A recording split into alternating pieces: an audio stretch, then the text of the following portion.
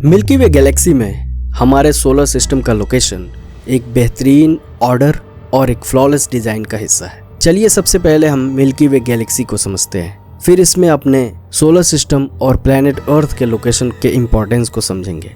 Milky वे Galaxy एक board spiral Galaxy है।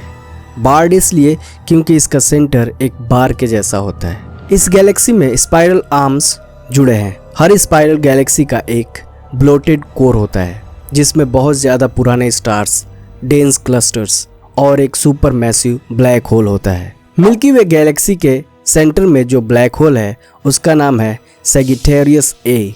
Galaxy का सेंटर रेडिएशन, ग्रेविटी और स्टेलर क्राउडिंग से भरा होता है जो स्टेबल सोलर सिस्टम के लिए डेंजरस होता है। हमारी मिल्की वे गैलेक्सी के स्पाइरल आर्म्स में मैसिव स्टार, सुपरनोवाज, रेडिएशन और ग्रेविटेशनल टर्ब्यूलेंस है।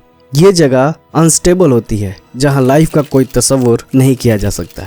गैलेक्सी की कोर से स्पाइरल आर्म्स निकलते हैं जो एक ही प्लेन और एक रेगुलर एंगल पर बाहर की तरफ घूमते रहते हैं। इन स्पाइरल आर्म्स के बीच जो खाली जगह होती है वहां स्टार्स और प्लैनेट्स बहुत ही कम तादाद में होते हैं। हमारे सोलर सिस्टम की खास बात यह है कि ये इन्हीं रेयर खाली रीजन्स में मौजूद है जहां बहुत कम सोलर सिस्टम्स होते हैं। अब आपको यह एहसास हो गया होगा कि हमारे सोलर सिस्टम का लोकेशन स्पाइरल आर्म्स के बीच में होना एक इम्पॉर्टेंट हिस्सा है। सबसे पहले इसका तो ये मतलब हुआ कि हमें उन गैसेस और डिब्री जो एक स्पाइरलिंग आर्म्स में होती है उससे दूर कर दिया गया है, क्योंकि स्पाइरलिंग आर्म्स में किसी तरह के सोलर सिस्टम का वजूद उसमें टर्ब्यूलेंस की वजह से नामुमकिन है।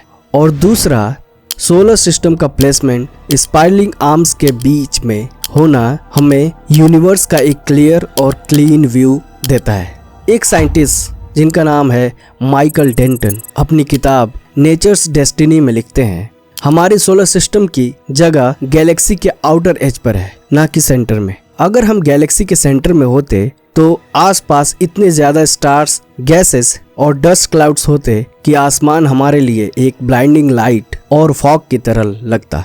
वहां से हम ना डिस्टेंट गैलेक्सीज देख पाते, ना ही अपनी गैलेक्सी का स्ट्रक्चर समझ पाते। लेकिन क्योंकि हम एज के पास हैं, रात के आसमान में हमें क्लियर और डीप व्यू मिलता है। हम दूर तक गैलेक्सीज, निब्यूली और कॉस्मोस की खूबसूरती देख पाते हैं। इसी वजह से हमने यूनिवर्स के ओवरऑल स्ट्रक्चर को समझना शुरू किया। हमारी जगह ऐसी है कि न सिर्फ हम जिंदा रह सकें बल्कि यूनिवर्स को समझ और एक्सप्लोर भी कर सकें। नॉर्मली जो सितारे स्पाइरल आर्म्स के बीच में होते हैं वो बहुत लंबे अरसे तक अपनी पोजीशन को मेंटेन नहीं कर पाते, क्योंकि ये स्पाइरल्स उन्हें धीरे धीरे अपने अंदर खींच लेते हैं। इसके बावजूद भी हमारा solar system in spiral arms के बीच में होते हुए भी अपने ऑर्बिट को पिछले 4.5 अरब सालों से मेंटेन किए हुए है। और ये इस वजह से हो पाता है क्योंकि हमारा सूरज एक स्पेशल पाथ पर मूव करता है जिसे गैलेक्टिक को रोटेशन रेडियस कहते हैं। आइए देखते हैं ये गैलेक्टिक को रोटेशन रेडियस क्या होता है। गैलेक्सी के सेंटर के अराउंड हर स्टार अलग अलग स्पीड से घूमता है। स्पाइरल आर्म्स भी एक अलग स्पेसिफिक स्पीड से रोटेट करते हैं। अगर कोई स्टार एग्जैक्टली उसी स्पीड से घूमे जिस स्पीड से स्पाइरल आर्म्स घूम रहे हैं तो वो उनसे डिस्टर्ब नहीं होता और उनके बीच अपनी जगह बनाए रखता है। इसे ही गैलेक्टिक को रोटेशन रेडियस कहते हैं। बिलियंस ऑफ स्टार में से हमारा सूरज उन रेयर स्टार्स में से है जो को रोटेशन रेडियस पर मूव करते हैं। इसी वजह से हमारा सोलर सिस्टम स्पाइरल आर्म्स के बीच स्टेबल ऑर्बिट में रहा और अर्थ पर जिंदगी को डेवलप होने का वक्त मिला।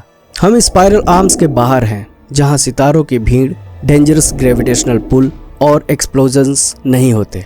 अगर हम स्पाइरल आर्म्स के अंदर होते तो वहां के ग्रेविटेशनल पुल हमारे प्लेनेट की ऑर्बिट को तोड़ देते। वहाँ सुपरनोवा एक्सप्लोजन्स भी बहुत ज़्यादा होते हैं जो जिंदगी को ख़त्म कर देते। अर्थ को 4.5 अरब साल लगे एक ऐसी जगह बनाने में जहाँ लाइफ पॉसिबल हो। ये इतनी लंबी स्टेबिलिटी तभी पॉसिबल थी जब हमारा सोलर सिस्टम एक सेफ और काम जोन में हो। अगर हम गैलेक्सी के किसी और हिस्से में होते तो ये अर्थ कभी लाइफ फ्रेंडली प्लेनेट नहीं बनता।